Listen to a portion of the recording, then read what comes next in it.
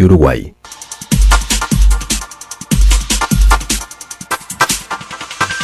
Nueve de la mañana, 39 minutos. Hablábamos recién entonces de la audiencia pública llevada a cabo el otro día en el anfiteatro de la Torre Ejecutiva, allí donde se expusieron las distintas propuestas de canales de televisión digital. Hay mucha gente, por supuesto, que no entiende bien qué cambio implica, qué es la televisión digital, y que no sabe muy bien tampoco qué plazos se manejan para poder adjudicar estos nuevos canales, qué implicaría que cuando uno prende la televisión hay más canales, hay más oferta, en qué cambia esto. Bueno, vamos a profundizar en este tema con el director de la Licenciatura en Ciencias de la Comunicación de la Universidad de la República e integrante de la Comisión Honoraria Asesora Independiente creada para la adjudicación de la televisión digital, Gabriel Kaplum. ¿Qué tal? ¿Cómo te va? Buenos días. ¿Qué tal? Buen día. Vamos a comenzar primero hablando sobre la televisión en digital en sí. ¿Qué es la televisión digital para aquellas personas que no entienden cuál es la diferencia entre lo que tenemos ahora y lo que tendríamos? Bueno, para el televidente hay 4 posibilidades nuevas, básicamente. Por un lado, la posibilidad de una televisión de alta definición, de una nitidez de imagen mayor que la que hoy tenemos, una imagen además más parecida a la del cine, por eso se está pasando en tantos televisores que ustedes ya ven, a esas pantallas más largas, más parecidas al formato del cine.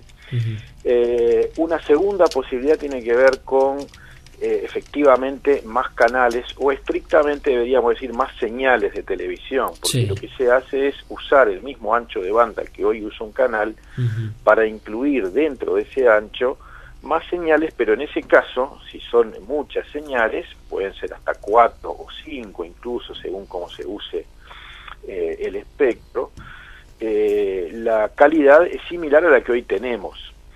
Es decir, se habla de 2 tipos de calidad básicamente, la alta definición y la definición estándar. En las siglas en inglés que ustedes van a ver cada vez con más frecuencia es HD y SD, estándar o alta definición. Entonces, una tercera posibilidad tiene que ver con la llegada a los dispositivos móviles. Hay una señal, es así, de una resolución más baja, que ocupa muy poquito ancho de banda, y que permite una llegada directa a cualquier dispositivo móvil, celulares, tabletas, computadoras, etcétera, sin pasar en este caso por las compañías telefónicas. Es una emisión directa desde el canal, desde la antena transmisora, hacia los dispositivos móviles. Es un tipo de televisión además que se está expandiendo en el mundo, pero que requiere también seleccionar muy bien el tipo de programas que se emiten, porque las pantallas tan chicas y el tipo de consumo que uno hace de productos que ve en un dispositivo como este suele ser un poco diferente, formatos más cortos, selección de contenidos más breves y con una resolución que permita visualizar bien. Hay un cuarto elemento que es la interactividad. Funciones un poco parecidas a las que Internet hoy tiene, no iguales, no llegan a los desarrollos que tiene Internet, al menos no por ahora, pero que permiten interactuar a través de la pantalla del televisor y mediante el control remoto con algunos de los contenidos que están allí. Algunos son muy obvios y muy viejos, como acceder a un subtítulo, lo que hoy uno puede hacer, por ejemplo, con un video doméstico, con un DVD, un subtítulo en su propio idioma, por ejemplo, para una persona que no oye, que tiene problemas de audición, o un subtítulo en otros idiomas cuando se trata de una película extranjera, por ejemplo, de un producto extranjero. Pero también hay cosas más sofisticadas, como por ejemplo algunos usos comerciales que se han ido expandiendo, como poder tocar en pantalla un producto a través del control remoto, hacer un clic y acceder a más datos sobre ese producto, dónde comprarlo, eventualmente incluso a comprarlo a distancia. Hay otros usos más interesantes de tipo educativo, bueno, interesantes para mí en todo caso, de tipo educativo, vinculados al gobierno electrónico, acceso a servicios de salud, reservas de consulta médica, etcétera, que en algunos países, por ejemplo en Brasil, se han ido expandiendo bastante. Los brasileños han insistido mucho en este tipo de usos interactivos, sobre todo desde la idea de que la población brasileña tiene un acceso mucho más restringido a Internet y que esta es una posibilidad de acceso a cierto tipo de servicios parecidos a los que brinda Internet a través entonces del televisor. Estas son las 4 posibilidades básicas que la televisión digital brinda. a lo que se suma simplemente seguir viendo televisión con una recepción que va a tener una característica técnica similar pero un poquito distinta a la actual. Básicamente es que o vamos a ver bien o no vamos a ver nada.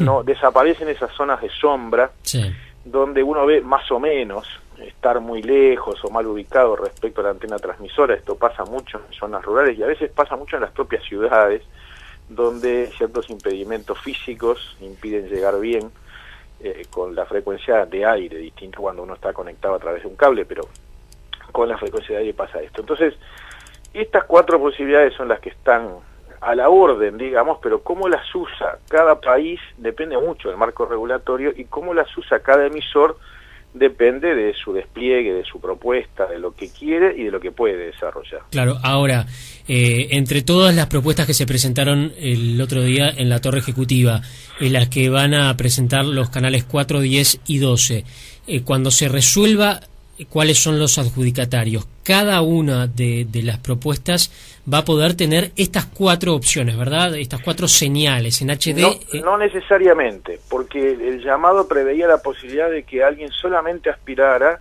sí, a una señal y que no usara el canal completo, un canal entero.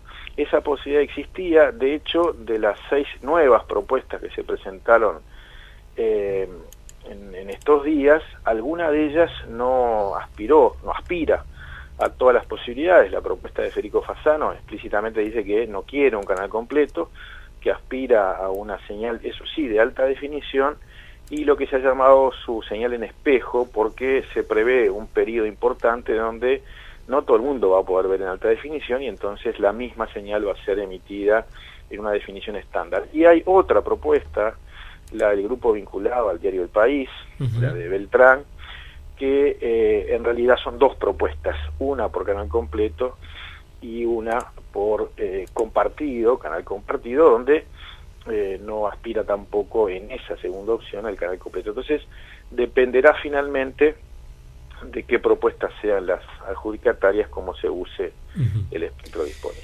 ¿Qué evaluación hace de las presentaciones que pudo escuchar el otro día? El conjunto a mí me pareció muy interesante. Creo que todos tuvimos la impresión de estar en un momento histórico en varios sentidos. Por un lado, la transparencia, la posibilidad de ver, leer, oír a los proponentes antes de las adjudicaciones, que esto fuera público. Además, nosotros tenemos una tarea concreta de asesorar al gobierno, pero cualquier ciudadano podía conocer las propuestas, y una primera impresión muy general es que hubo un esfuerzo muy grande en la preparación de esta propuesta. Es un trabajo fuerte de todos los proponentes, con características muy distintas, quizás algunos más desarrollados que otros, con una apuesta además muy fuerte a la producción nacional, a la producción de contenidos en Uruguay, desde Uruguay. Hay variantes en este sentido entre cada uno de los proponentes, pero el conjunto tiene claramente esa dirección. Y un tercer elemento, yo diría, es un intento fuerte, con suerte distinta, cada uno podrá evaluarlo, de diferenciarse de la oferta actual, de la oferta que hacen las señales que ya están al aire hoy, las de los canales 4, 10 y 12. Y ahora con las propuestas, ¿qué es lo que hace la comisión asesora? Bueno, la comisión asesora, por un lado, tiene que establecer una serie de puntajes que estaban pautados de antemano, que conocían los propios oferentes con mucha claridad, puntajes que tienen que ver con qué es lo que cada uno ofrece. Por ejemplo, hay puntajes asignados justamente por el porcentaje de producción nacional, hay puntajes también por la incorporación de producción independiente, en fin, hay una serie de criterios que automáticamente, en principio, asignan un puntaje, pero bueno, cada una de estas cosas también requiere una aplicación cuidadosa. Hay también puntajes globales por el conjunto de la propuesta. Obviamente allí las opiniones de cada uno de nosotros puede pesar de un modo u otro. Y finalmente lo que tenemos que hacer con todo ese conjunto es expresar una recomendación de cuáles deberían ser los adjudicatarios. No tenemos la última palabra, es el Poder Ejecutivo el que resuelve finalmente. Nuestro asesoramiento no es vinculante. En general, el gobierno ha seguido el asesoramiento de la comisión asesora. Es un decreto de la Presidencia y el Ministerio de Industria, ¿verdad? Es un decreto del año 2008 que previó este mecanismo para todas las adjudicaciones de radio y televisión, fueran analógicas o digitales. Nosotros hemos trabajado ya en casos anteriores, sobre todo en frecuencias de radio en el interior. Este mecanismo de las audiencias públicas ya se usó en ocasiones anteriores, fue menos conocido que este caso, porque eran localidades más pequeñas en el interior del país, pero fueron igualmente interesantes. Obviamente esto es un negocio, ¿verdad? Y detrás de los negocios hay dinero. Y en la comisión honoraria se hacía especial hincapié el otro día, obviamente, en la importancia del plan de negocios, porque es un negocio, ¿verdad? Estamos hablando de dinero. ¿Por qué esa necesidad de no divulgar el plan de negocios? Bueno, esto fue una decisión de la USEC que nosotros no compartimos, lo expresamos justamente durante la audiencia en estos días, porque lo que la USEC recibió fue el pedido de una de las 6 empresas nuevas que se presentaban, uno de los 6 proponentes, el caso de la empresa vinculada a BTV, al actual canal que se emite, señal que se emite por cable, que no quería dar a conocer su plan de negocios, entendía que era una información confidencial, y eso llevó a la USEC, por lo que explicaron, a decidir no publicar entonces ninguno de los planes. Sin embargo, durante la audiencia, todos los demás dijeron que los ponían a disposición, que no ya los tienen ustedes. Problema, porque nosotros tenemos acceso de todas maneras al conjunto del expediente y vamos a mirarlos. Hay compañeros dentro de la comisión que insisten mucho en esto y yo comparto esta preocupación porque lo que dicen es, sobre todo los más vinculados justamente a este negocio por su propia experiencia personal, es uno puede prometer cosas muy interesantes, pero no es capaz luego de cumplirlas efectivamente. ¿Cuántos empleos va a generar, por ejemplo? Claro, sí, había propuestas donde se señalaban más de 100 empleos, ¿no? Claro. ¿Cuánto va a producir de ficción por semana, ficción producida en Uruguay? Sabemos que la producción de ficción es la más costosa, uno también puede prometer muchas cosas y no ser capaz luego de sostenerla.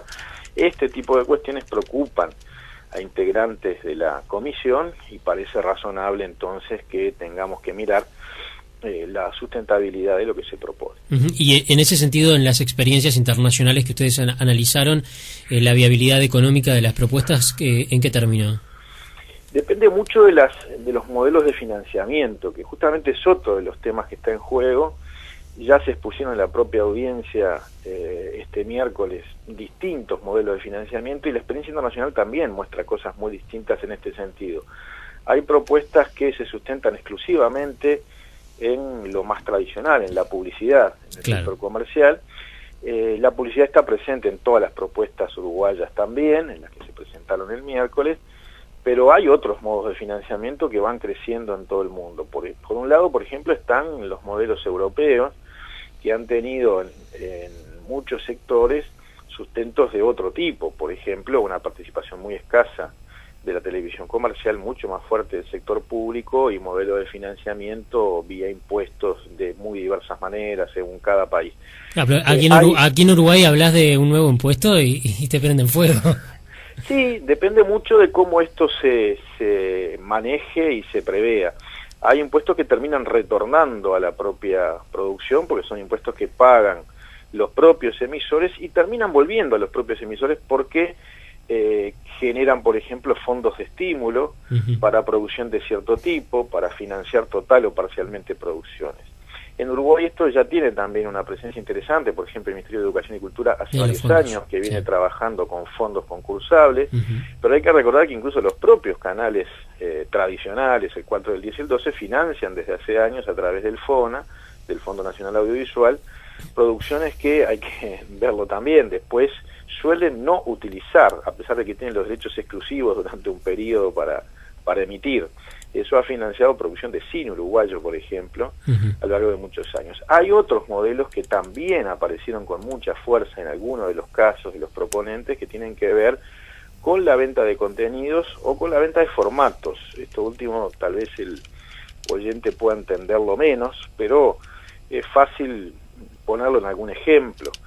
Hay programas muy conocidos en el mundo entero y que luego se reproducen en cada país con su estilo y sus contenidos, con sus actores específicos. Quizás el caso más famoso y de gran venta ha sido el caso de Gran Hermano, que desde su primera versión holandesa se fue expandiendo por el mundo entero y adaptado a cada lugar. Pero adaptarlo no lo adapta cualquiera, hay que comprar primero el permiso, se compra el formato, digamos. Hay experiencias uruguayas, y se plantearon algunas en la audiencia del miércoles, que ya están empezando a trabajar con esta idea y que ya han tenido incluso algún éxito interesante en generar un formato y venderlo al exterior.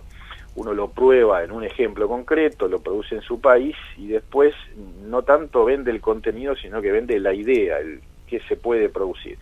Pero muchas veces también se venden los contenidos mismos.